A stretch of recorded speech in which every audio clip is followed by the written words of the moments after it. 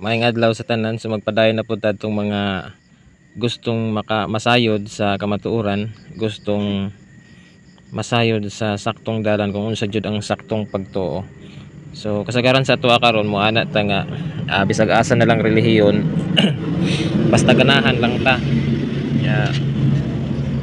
Bisag asa na lang kuno nga relihiyon iniwi ato lang kung narespetaron ang tanan kay puro man nag-angkon og Dios, nagsangyaw og Dios. So wa na kuno tay pilion anan lang tanan. So sayop na siya. Although magrespeto ta sa mga relihiyon pero naagi usa ka panudluan, usa ka gobyerno, usa ka relihiyon o gobyerno nga tinuod yun na siya. Sayop na nga ang tanan relihiyon tinuod. So ato karong sutaon ang dalan kung kinsa gyud ang magdala sa kaluwasan. Magsugod ta nga ri sa Isaias. Arito sa Isaias chapter 46. So dire mingon dire. Gikan sa sidlakan magtawag akog tao. Okay, bantay mo ana. Kung luwason sa Dios ang kalibutan karon, magtawag kuno siya gikan sa sidlakan og usa ka tawo. Karon giangkon pud ni sa mga iglesia ni Cristo nga mao kuno kini si Brad Felix Manalo. Pero kini siya mo nang makonsider nato si Brad Felix nga siya ang partial fulfillment. Pero dili siya ang final fulfillment. Tungod kay sugo raman siya. Kini manggod diri sa base sa prophecy. Gikan sa sidlakan, of course diri na gikan sa Pilipinas. Sidlakan sa adlaw. Karon ang uban mo ingon pud nga kini kuno si Cyrus kuno ni King Cyrus. Yes, si King Cyrus siya magud ang first fulfillment ni ini. Pero in a spiritual, in the later days, ang final fulfillment ni ini usagid kahari. Kay kadto si Cyrus usa man to kahari. So sa atong panahon karon, ang final fulfillment ni ana mao ang inyong Lord rini, ang hari karon diri sa Pilipinas ug sa tibuok kalibutan. So angay ni natong masabtan nga dili ni siya si Brad Felix jud. Ang si Brad Felix man gud, he is only a partial fulfillment. So ngano ato ni padayon gingon diri gikan sa silakan magtawag akog adlaw, magtawag akog tao. So magtawag gani diha nga parte wala man tawaga si Brad Felix kay niangkon ra man to siya dayon nga siya ni, pero wala man siya tawaga. So therefore dili siya. Musakdap siya daw banog ug buhaton niya ang akong plano. Okay, so kini ding tawhana mo ni siya ang mobuhat sa plano sa Dios sa kaluwasan, ang iyang plan of salvation. Ako ang nagsulti niini ug matuman gayud kini. So ang plano sa Dios, ang kaluwasan, tao ang iyang gamiton. Nya asa man ni dapit ngin diri. Pamati kanako kamong gahig ulo. Kamong nagtuo nga layo pa ang kaluwasan. Dili na madugay og luwason ko kamo. Dili ako maglangan og luwason ang Sion. Okay, so kani ding tawhana mao ni ang mahimong instrumento sa kaluwasan. So he is a savior. Dili na madugay og luwason ko kamo. Pinaagi ni iri nga tawo nga yang gitawag diri sa Pilipinas. Ug sa base sa atong previous lesson, natawo kini 1981. Og gitawag kini niya kay ang ihamang kong promise, magtawag siya gikan sa sidlakan na magtawag akog tao. So gitawag kana siya ni adtong July 15 year 2000 tungang gabi nga nabati gayud sa inyong Lord rini ang tingog sa Dios. So diri dili na madugay og luwason ko kamo, dili ako maglangan og luwason ko ang Sion og pasidunggan ko ang Israel. Karon ang uban nga mga tao nagtuo sila nga kani man good brad kung Sion buto sabot dito ni sa Israel. Yes, sa unang panahon ang Sion mao man tong Israel, ang katawhan sa Dios. Pero gikuha naman gud sa ilaha ang blessing sa gingharian. Kay wala man nila dawata dito si Jesus Christ. That is why sa dihang nagsangyaw si Kristo isip hari sa Israel, wala siya dawata, gipatay baya siya. So wala na siya successor, wala na ning puli sa iyang pagkahari dito. That is why kining Sion karon, ang bag-o nga Sion or bag-o nga Israel, ato ning masabtan, mabatian ni nato sa mga relihiyon karon, just like iglesia uban pang mga relihiyon nga ang bag-ong Israel Pilipinas na siya. So kanang Sion diha, ang letter D nga Sion ug ang letter D nga Israel, physically ang Pilipinas, pero doon naman ni siya spiritual. Kay dili man tanan Israel, but dili man tanan sa Pilipinas mao gyud ang gingharian. Dapat mailhanin nato ning tawhana, kay ang nisunod ning tawhana mao kadto sila ang tinuod nga Sion.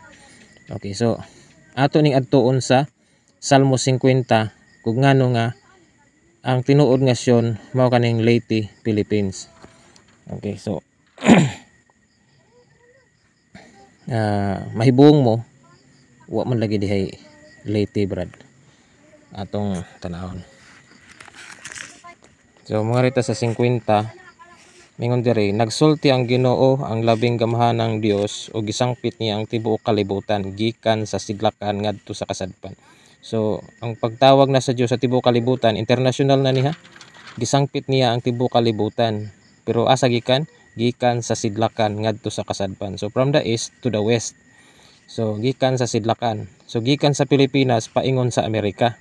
So therefore ang international leader dai sa bag-ong kapanahonan karon gikan na dinhig Pilipinas paingon na ngadto sa Amerika. So dili pwede nga gikan sa Middle East or gikan sa Roma or gikan sa Netherlands. Ang gusto sa Dios gikan na diri ang International Criminal Court sa tibuok kalibutan, gikan nagsidlakan, gikan nag Pilipinas, dili gikag Netherlands. So munay bantayan nimo kay ang judgment sa Dios gikan sidlakan. Ngayon diri ang Dios nagdan-ag gikan sa Sion, di ba? Ato tong ibasa ganiha nga adunay Sion didto. Ang syudad nga hingpit sa iyang katahom. Okay, asa ang ilhanan? Muanhi ang atong Dios og dili siya magpakahilom. Sa atubangan niya may kalayong nagdilaab ug gilibutan siya sa kusog nga bagyo. Okay, asa daw ang katong tao nga gisudlan sa Dios muanhi. Okay, so katong tao nga gitawag sa Dios, mao man kadto ang Dios nga ni karon diri sa yuta, muanhi siya pero asa dapit. So dito sa Isayas, tao magtawag akog tao. So sa diyang gitawag ni ang katong tawhana yang gitawag usa pud to ka Dios. Kay mao dito ang helper, ang Holy Spirit dito nga nagkatawang tao. Maong mingon si Haring David, muanhi ang atong Dios. Kinsa nga Dios? Mao ang balaang espiritu nga mao isudlan pud ni Hesus. Ang ilhanan si ang lugar, so dili siya magpakahilom. So usa siya ka hilumon nga tao pag abot diri sa yuta, pero dili na siya magpakahilom. Although hilumon siya, pero matud pa ni Haring David dili siya magpakahilom. Sa atubangan niya may kalayong nagdilaab. Okay, ang kini siyang kalayo. Okay, duha ka sign ang gihatag diri, kalayong nagdilaab o gilibutan siya sa kusog nga bagyo. Okay, ang una nga kahulugan ni ini mao ang spiritual meaning. Ang spiritual meaning ni ini ay kining kalayo, mao kini siya ang iyang panudluan, ang iyang judgment, ang iyang kamatuoran nga gidala. Kay ingon dito sa Bible, dili bang akong kamatuoran sama man sa kalayo? Dili bang akong pulong sama man sa kalayo? So ang iyang pulong nga isang yaw mao kana ang kalayo. So ang ikaduhang meaning ni ini mao ang physical, kanang makita gyud nato, fire og kusog nga bagyo. So ang iyang lugar kanang Sion nga gisgutan, that is why mingon ta nga nganong Leyte man na, brad, nganong naa man na siya sa Leyte kining tawhana mo abot, kini nga Dios mo nga moabot. Ang duha tungod sa duha ka sign, ang physical nga kahulugan ni ini, physical fulfillment, gilibutan siya sa kusog nga bagyo. Niadtong November 8, 2013 nituyok diri sa Region 8 dinhi sa Leyte ang pinakakusog nga bagyo kadtong Yolanda. Mao kadto sign nga niya na siya kadtong tao nga gitawag nga diha sa Sion. Okay. So ang Sion di ay mao kaning iyang gingharian, niini nga Dios nga niabot sa Holy Spirit nga gikan sa sidlakan. Okay, take note of that. So that is why kung imo ning tan-awon sa mga translation nila, ilang gigamit nga translation, Jehovah. So therefore ang tinuod nga trabaho ni Jehovah gikag sidlakan, dili gikan og Amerika. So Ato lang giklaro daan kaya ang uban man ila magid ipaglaban nga gikan kuno og Amerika. So diri sidlakan. Okay. So kini siya nga time, kini nga era karon nga niya na karon kini siya nga Dios, ang Holy Spirit nga mao ang gitawag ni Hesus. Lisuda sabto no. Dios na gitawag pa ni Hesus. So kusog nga bagyo. So katong Yolanda mao katoy physical fulfillment. Okay, kalayong nagdilaab. Okay, ang physical fulfillment po nini kanang makita nato nga kalayo. That is why dinhi sa kanang Galati dinhi nato makita ang the largest geothermal steam field in the world. So makita na nato guys dito sa Ormoc sa Simangan ang sign ni ana. The largest steam field in the world. So nga diha nato makita nga ni adi diri sa Leyte na makita. Kalayong nagdilaab. Okay. Physical kuryente, ang katumanan ini kuryente, ang spiritual mao ang pulong sa Dios. Okay. Gisangpit niya ang kalangitan ug ang yuta aron makasaksi sa paghukom niya sa iyang katawhan. So kini dayang pag-abot ni ini niya, mao na diay ang adlaw sa paghukom nga ilang gipaabot. So kini nga moment karon pagsugod ni atong year 2000, adlaw na diay sa paghukom. Wala lang sila masayod.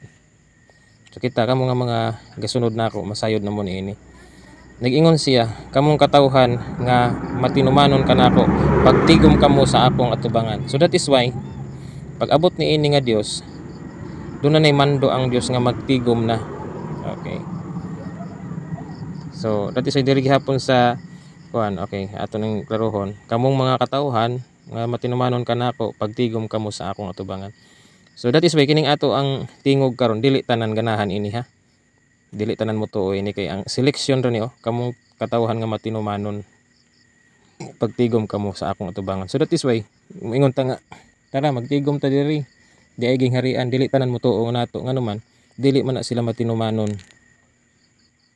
Di man na sila masinulondon sa Dios mo na nga di sila ganahan ni ini kay ang mga obedient ra man guni ang mutuo sa tuwa karon nya maura pud ni ang maluwas.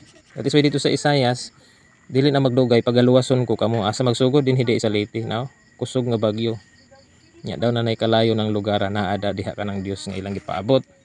Si Jesus Christ naa na di ay niabot na di ay karon. Kaso si Jesus Christ naa man gud siya mosulod sa tao nga iyang gitawag. Mao na nga dili Jesus Christ ang iyang pangan karon. Mingon sila nga nganong Lord Rini turlaw man brad nga Jesus Christ may among gipaabot. Si Jesus Christ mosulod siya ni anang tawhana. Dili kay imo gid makita ang dagway ni Jesus Christ ang iyang physical nga dagway. So ila man pud na i-content nga dito man gud sa Revelation brad kanang gisulti man gud tong every eye shall see him. So ato na pud na i-explain sa sunod unsay ibot pasabutan ang every eye. Physical ba na nga mata o spiritual nga mata ato na pud na i-explain. So ang mga tao karon pag maghisgot ta niini dili na sila motuo nganuman kay ang relihiyon karon magpalimpyohay na lang sila. That is why ilang man pud nang klarohon. So kana si Lord Rene kana na ang naaman na yung mga sayop, naaman na yung mga ingon ana, naaman na yung mga issue sa babae, issue sa kuan ingon ana mga so dapat limpyo kay hari magkana na siya, Dios magkana diri sa yuta. Dapat kanang wala na siya sayop ana na. Mao na ilahang mga rationalization sa mga relihiyon. So nagpalimpyohay na lang sila. Kaso sa Bible mabito na karon nga ang ideya karon ang gibuhat sa kalibutan para mauwawan kini siya. That is why wala na may mo tuo ining maghisgot tag Bible kay ang gibuhat pud sa mga uban mga relihiyon gihimo nilang katawanan ang Bible. Mo nang ang mga tao karon dili na mo tuo nag Bible sila. Himuon na lang nilang murag himuon na lang nilang newspaper. Arang-arang pang newspaper kay basahon pero ang Bible di na nila basahon karon. Tungod kay halimbawa dunay mga pastor nga ilang pakauwawan diha sa Senado, ilang dakpon, ilang pakauwawan para ang trabaho sa Dios kanang dili na sundon sa mga tao kay mauwaw na ang tao nga mogunit og Bible karon. So gituyo-tuyo man ni Satanas para ang mga tao mahadlok na pagunit og Bible. Mahadlok na pagpangita sa kamatuoran. Ilan ang ikauwaw ang trabaho sa Dios. Pero kita dili ta mauwaw nga naman dala man tag kamatuoran niya. Kung di gud ta mo balik sa Dios mawa sa tono ning kalibutan na. Sila ra po'y magsapir anang ilahang gibuhat karon. So ang mga relihiyon karon dili sila motuo sa atoa kay ngano nagpalimpyuhay sila karon. Limpyo na, wa na isa. Kung wa na isa, mo na among sundon, mo na ilahang gikuan gisunod. So ang hari manggod, mga brothers and sisters, bisan pa na siyang makasala, he is above the law. Gitawag Dios gud na diri sa yuta. So bisan pag makasala na siya, bisan pag mag-asawa nag 20 ka buok, di na siya makasala. That is why kato si King David nga nag-asawa og pila to ka buok, ginatos tong asawa, wa to makasala. So ang mga religion manggod karon mga conservative kayo nga piling limpyo gid sila. Pero doon ay gisulti diri ni kuano ni Apostol Pablo sa Roma 3 Jes ingon diri. As it is written, there is none righteous, no, not one. So moingon kag matarong ka, limpyo ka karon. Moingon ka nga ang amo yung leader may among sundon pero kay mo'y pinakalimpyo, why sala. Matarong kaayo. Giklaro diri ni Apostol Pablo, wa may righteous God. Piling lang na sila righteous, nagpalimpyo-limpyo ra na sila pero di na sila righteous. No, not one. Wa may righteous karon. Kinsa may righteous? There is none who understand. Okay, kinsa di ay ang tinuod nga righteous? Katong nakasabot. Katong nakasabot sa pag-abot sa Dios. Okay. There is none who seeks after God. Okay. Ang makakita ni adtong Dios nga ning abot libutan og dakong bagyo, mao kadto ang tinuod nga righteous. So kamo, kung nituo mo karon niini nga tingog, kamo ang gitawag og righteous. Pero kanang gasunod-sunod lag relihiyon, gasunod-sunod lang sa ilang pagkalimpyo, nang wa sila gibuhat nga kuan kuno sa kay nagpalimpyo-limpyo sila. Wa gyud bisan pag unsa nimo kalimpyo karon sa imong hunahuna, dili ka righteous sa pananaw sa Dios kay wala ka kasabot. Ang righteous kanang nakasabot base diri ni Apostol Pablo. There is none righteous, no, not one. There is none who understand. Okay, kuha nimo ang point ni Apostol Pablo nga ang tinuod nga righteous katong naka-understand, nakasabot. There is none who seeks after God. Wala gayoy nangita sa Dios. So, kung ikaw nangita ka sa Dios ug nakakita ka, ikaw ang tinuod nga righteous. So, kung kag magpalimpyo-limpyo ka karon, ikaw na gyud ang pinakalimpyo sa tanan kay naglikay kag sa di gihapon ka.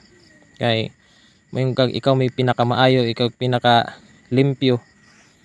Ato na po ning basahon ning episode diri kung maluwas ka ba nang imong binuhatan nga imong gi hambin-hambin nga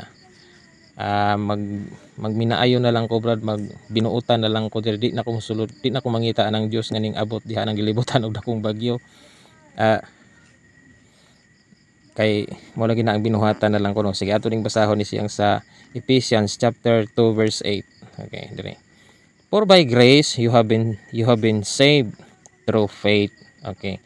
Sa unsang pagita maluwas sa atong sa grasya.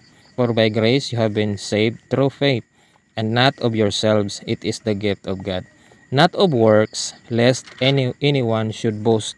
So dili kuno ang imuhang mga binuhatan, not of works. So ang uban man gud ilang ipanghambog ang ilahang binuhatan nga limpyo sila, ang ilang tinuhuan walay sala. Mao ni muna may pami kay wala migibuhat ningon ana. So kami ra ang maluwas. Dili na pwede nimo ipanghambog ang imong binuhatan, lest anyone should boast, aron walay bisan usa nga makapanghambog. Okay.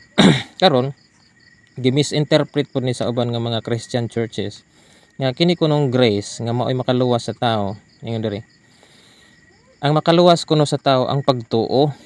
Karon nasipyat sila sa pagbasa diri. Ang makaluwas sa tao mao ang grasya ug pagtuo. Okay, ato ning sabton. Una, for by grace you have been saved through faith. Okay.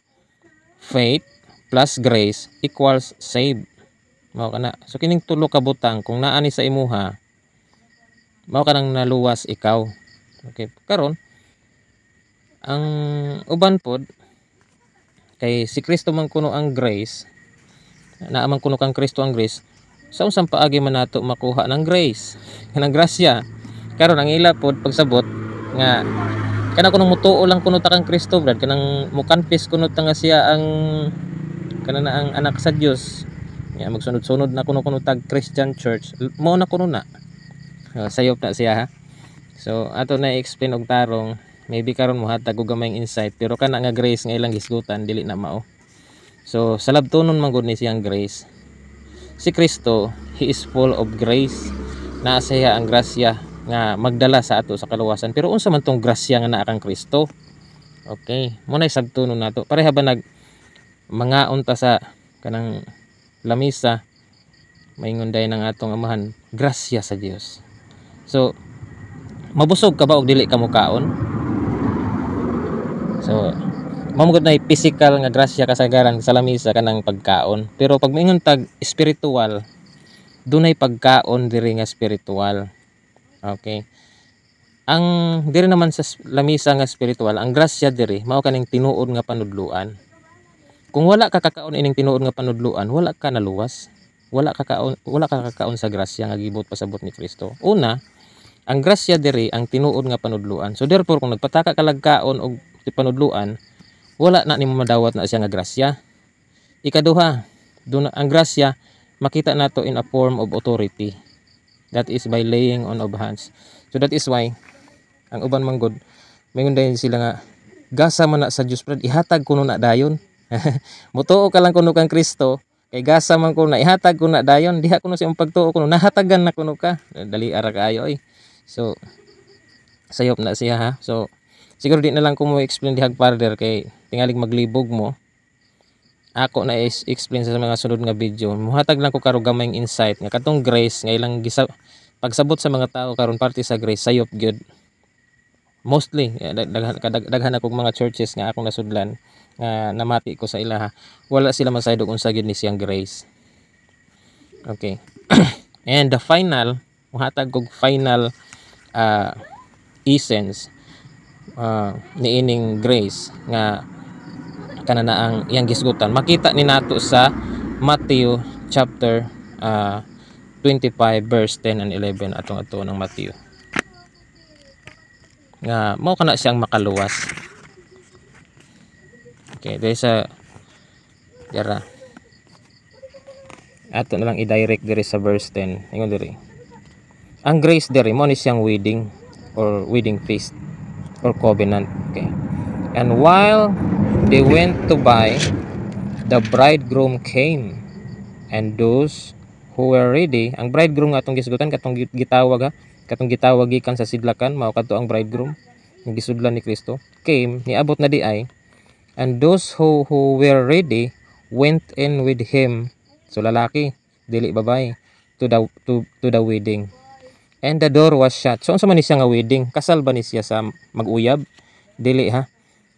Kasal ni siya tali sa hari ug sa katawhan sa Dios. So ikaw kung nituo ka, makasal ka. So una kung nituo ka ni ining tao nga gitawag sa Dios, nga naa gisudlan ni Kristo, umutuo ka ini niya, mahimo kanyang uyab. So therefore kung mauyab ka niya, magsunod-sunod ka na niya, hantod pakaslan ka niya. So mudawat ka sa covenant diri sa tinuod nga gingharian. So what if dili ka matagaan ni ining wedding feast or ining covenant, which is the final manifestation or the final essence of the grace of God. So mo ni siya ang final essence sa grasya sa Dios. What if dili ni mo madawat kini siya nga wedding? Di ni ang wedding sa inyong mamagpapa ha. And the door was shut. So mabot ang panahon dili na ni siya conduct diri sa kalibutan. So sa pagkakaron ato paning gihatag sa mga mutuo diri, pero mabot ang panahon nga the door was shut, dili na ni i-administer. So swerte kay mo karon samtang namati mo nini nga video kay pwede pa mo makaabil ni ini karon. Pero mabot ang panahon nga close na ni sa Ginoo, the door was shut. Afterward, other virgins came also, saying, Lord, Lord, open to us. But he answered and said, Assuredly, I say to you, I do not know you. Okay, so bantay mo ana. Pag abot sa panahon, si Kristo dunay mga tao nga wa niya mailhi bisan pa og nituo niya. Kasagaran magud sa mga Christian churches karon mayon sila nga mutuo lang kuno ni Kristo, mutawag lag Lord, luwas na. Kana tan-awa, nagtawag ba nag-Lord sa iya ha? Lord, Lord, open to us. Pero nailhan ba ni Kristo? Naingon si Kristo diri, I say to you, I do not know you. I do not know you. Nailhan ba ni Kristo? What's wrong? Unsay sayop nila? Wa sila kadawat anang wedding. mao kana siya ang final essence sa grasya sa Dios. So kung wala ka kadawat ana, wala nimo madawat tong grasya. So dako kayong butang inyuhang nabatian karon. So that is why dunay mga religion karon perting daghana gasangyaw na sila puro ang naa silang baba no, magbuwa na lang gud ng ilang baba puro Jesus Christ, praise the Lord, hallelujah, pasinggit-singgit. Pero nangita ba sila sa bridegroom? Wala. Kaya nagtuo sila nga ang pangalan kuno anang tawhana si Jesus Christ ni ila kung nang paabuton. No. Si Jesus Christ mosulod ni anang tawhana. Kay kanang tawhana mao kana ang gitawag didto sa Isayas, kung moingon ang Dios nga mutawag akog tawo gikan sa sidlakan sa adlaw, dili po na si Brad Felix Manalo kundi mao kana ang inyong Lord Rene Turlaw nga mosulod diha si Kristo. Kay of course wala naman si Kristo, usa naman siya ka immortal being, usa naman siya ka glorified being. So ang iyang buhaton karon kung do naman siya trabaho mosulod siya, okay, sa usa ka tawo. O karon para ma-confirm ka na nga mahimo ka ng bridegroom nga mao kana ang naa sa prophecy ni Jesus Christ diri sa John chapter 16 nga magdala sa iyang katawhan. Okay, diri ang bridegroom gitawag niya spirit of truth niyon siya. However, when he the spirit of truth has come, he will guide you into all truth. So dili na si Jesus Christ kundi mao kining spirit of truth. For he will not speak of his own authority, but whatever he hears, he will speak, and he will tell you things to come. He will glorify me, for he will take of what is mine and declare it to you. Okay. He will take of what is mine and declare it to you. Okay.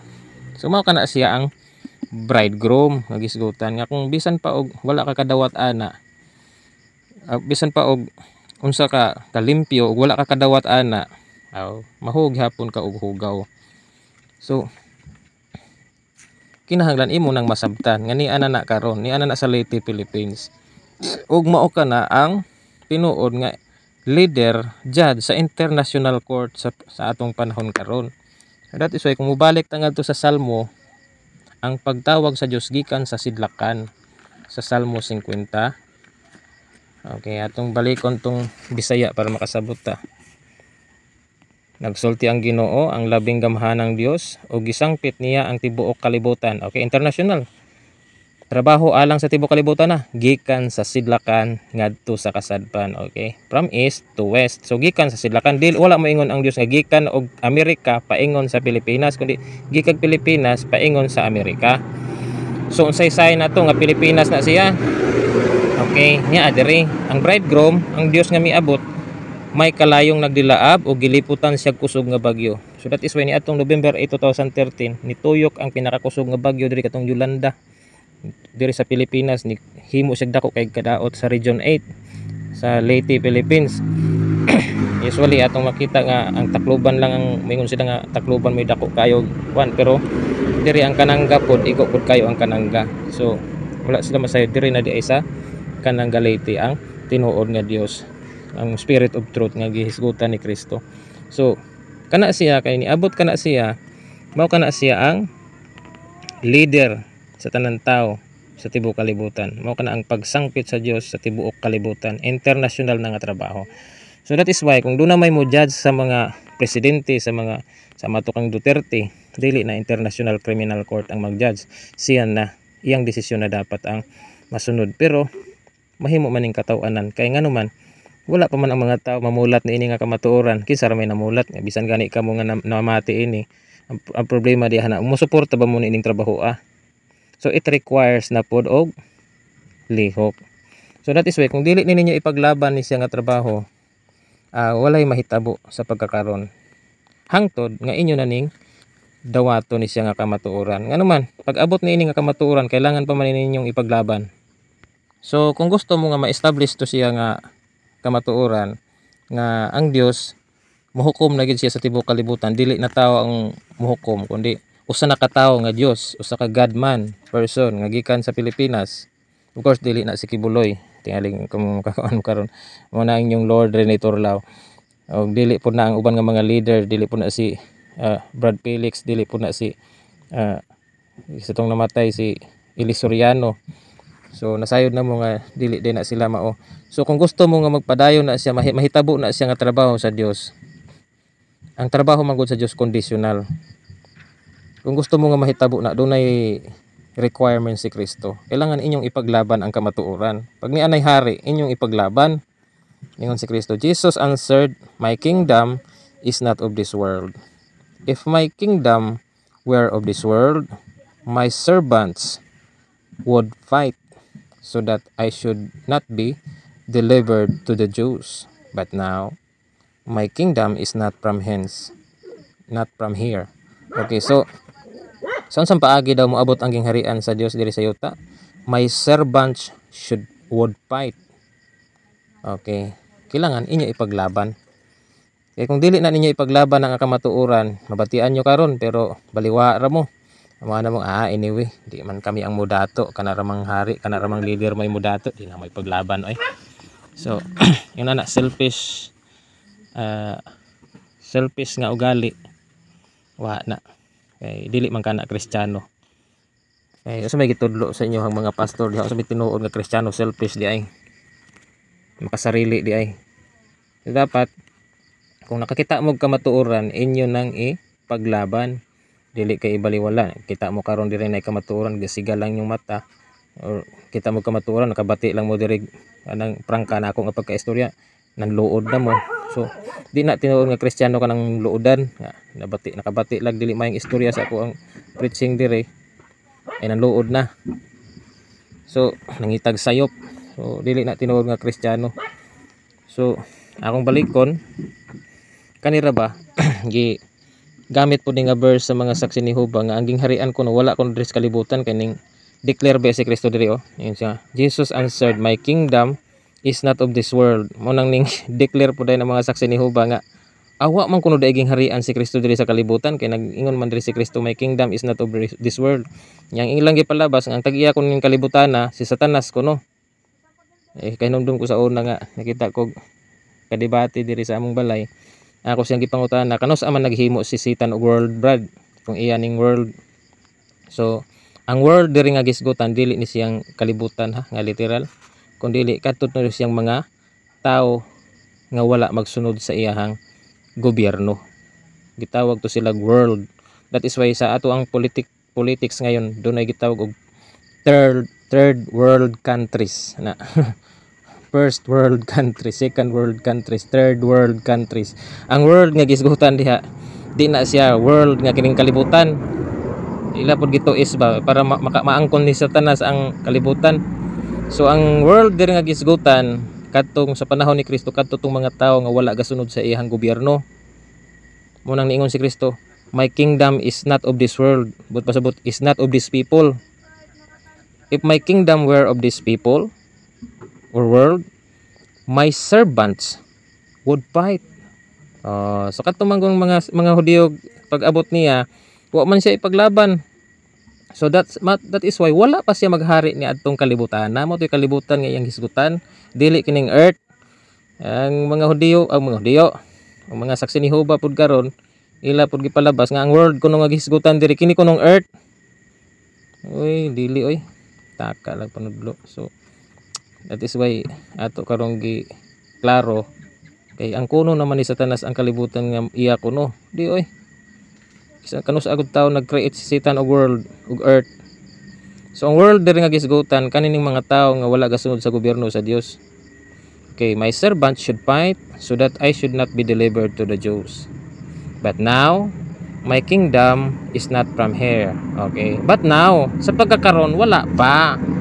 Pero og doon na panahon nga ang kalibutan ipaglaban ang akong kamatuoran, naa diha ang akong gingharian maadto pa ni Kristo asa nadapit di ana diri sa Sidlakan, diyan sa Pilipinas magsugod.